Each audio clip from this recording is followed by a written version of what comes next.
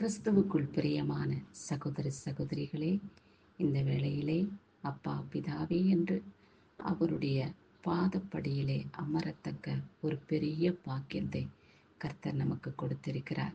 அவருடைய கிருபைக்கு தயவுக்கு கொடான கோடி ஸ்தோத்திரம். அவருடைய மகிமைக்கு ஸ்தோத்திரம், அவருடைய வல்லமைக்கு ஸ்தோத்திரம். இப்படி அவரை குறித்து ஸ்தோத்திரம் சொல்லிக்கொண்டே போனாலும் கூட நாட்கள் பத்தாது.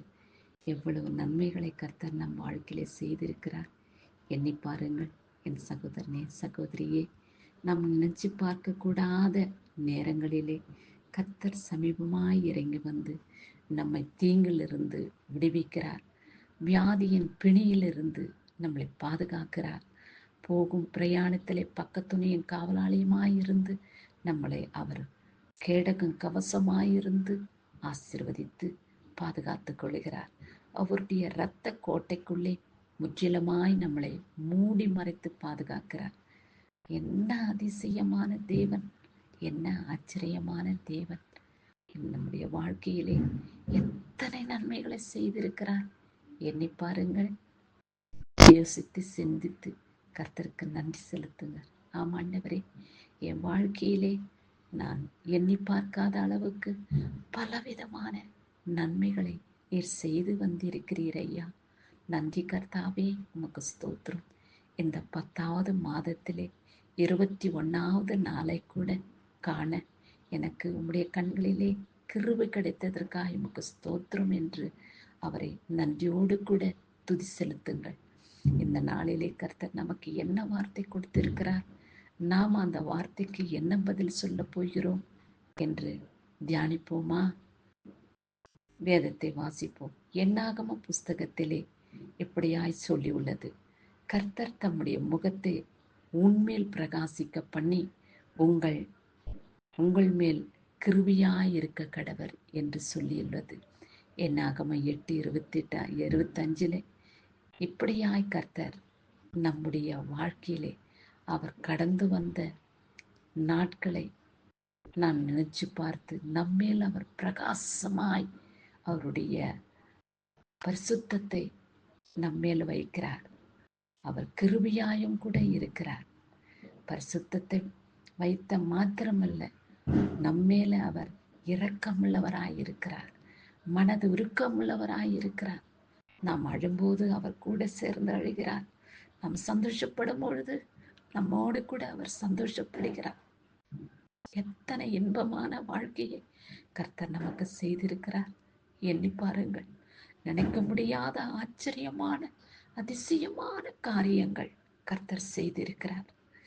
நாம் கூப்பிடும் பொழுதெல்லாம் நமக்கு சமீபமாய் இறங்கி வந்து நாம் கேட்கும் ஒவ்வொரு விண்ணப்பத்துக்கும் கர்த்தர் பதில் கொடுத்து நம்மளை ஆசீர்வதிக்கிறார். இப்படி அவர் செய்த நன்மைகளுக்கு ஸ்தோத்திரம் சொல்லக்கூடுமானால் நாட்கள் போதாது என் சகோதரனே, சகோதரியே. அப்படியாய் கர்த்தர் நம்மை அவருடைய இரத்த கோட்டைக்குள்ளே மூடி மறைத்து பாதுகாத்து ரட்சிக்கிறார். இப்பேற்பட்ட தெய்வத்துக்கு முன்பாக நாம் நிற்பதிலே பாக்கியவதிகளாக, பாக்கியவான்களாக காணப்படுகிறோம். அவருடைய அன்பு நம்மேலே நிலைத்திருக்கிறது. நம்மை ஆசீர்வதிக்கிறார், நம்ம அரவணைத்துக் கொள்கிறார், நம்மளை சந்தோஷப்படுத்துகிறார், நம்முடைய ஆயுள் நாட்களை கூட பெருகச் செய்கிறார். இந்த உலகத்திலே நாம் வாழ்ந்து வருகிறது மிகவும் அற்புதமான காரியம். கர்த்தருடைய கிருபை மாத்திரம் நம்மேல் இராவிட்டால் நம்முடைய வாழ்க்கை பரிதபிக்கக்கூடிய வாழ்க்கையாக மாறிவிடும். அப்படி இல்லாதபடி எல்லோரும் ஆச்சரியப்படும்படியாக, அதிசயப்படும்படியாக வல்லமையாய் கர்த்தர் நம்மை பாதுகாத்து வருகிறார்.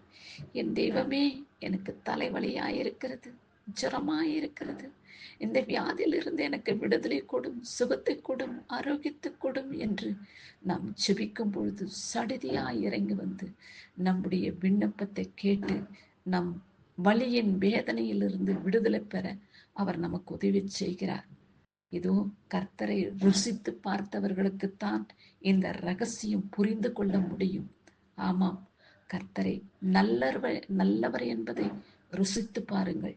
அவர் மேல் நம்பிக்கையா இருக்கிற மனுஷன் பாக்கியவான் என்று அடிக்கொரு முறை இந்த வார்த்தைகளை நான் பலவித வசனங்களிலே நான் சொல்லி வந்து இருக்கிறேன். இதை இப்பொழுதும் கூட நினைவு கூறுங்கள். கர்த்தர் நல்லவர் என்பதை ருசிச்சு பாருங்க.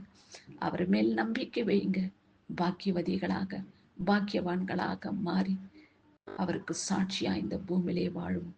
அவருடைய கிருபை, அவருடைய தயவு நம்மேலே நிலைத்திருந்து நம்மை இந்த பூமியிலே இருளுக்குள் வாழாதபடி அவருடைய வெளிச்சத்தை நம்மேல் உதிக்க செய்து பிரகாசமுள்ள பிள்ளைகளாக வாழ நம்மை அவர் தகுதிப்படுத்துவாராக. இப்பேற்பட்ட கிறிஸ்துவுக்கு கொடான கூடி நன்றி என்று ஏறெடுத்து நாட்களை சந்தோஷமாய், சமாதானமாய், மனமகிழ்ச்சியாய் கடந்து வருவோம். கிறிஸ்துவுக்கே மகிமை உண்டாகட்டும். ஆமேன்.